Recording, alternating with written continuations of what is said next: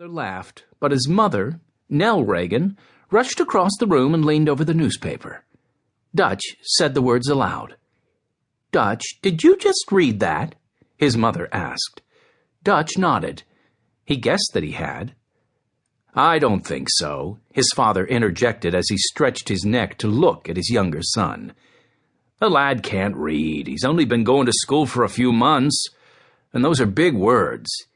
"Well, it seems to me like he can," Nell replied. "Read some more, Dutch." Dutch looked down at the newspaper, hoping that the squiggles would continue to untangle themselves for him. And they did. "And the exciting details of the 2 dead Black Tom explosion in New Jersey." "He is reading!"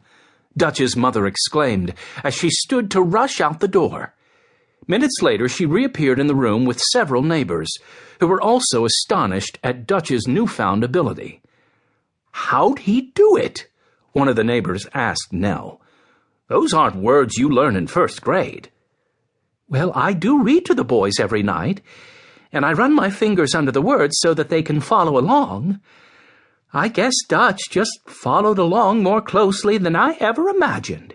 He must have taught himself from just watching me." In fact, that is what had happened. From that time on, Dutch was able to read the newspaper for himself, though he did not understand a lot of what he read. In 1916, many adults were finding it difficult to comprehend what was happening in the United States and the rest of the world.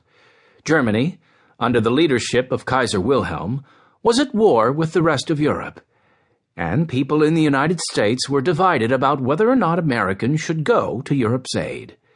This led to many violent protests, including the parade bombing in San Francisco, where a suitcase bomb had exploded during a war preparedness parade, killing 10 people.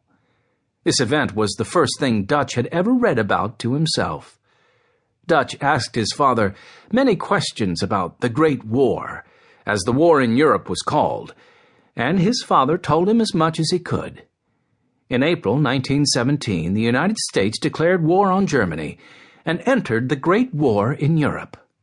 Soon, soldiers were being shipped out to the muddy battlefields of France to reinforce the British, the French, and their allies in the war against Germany.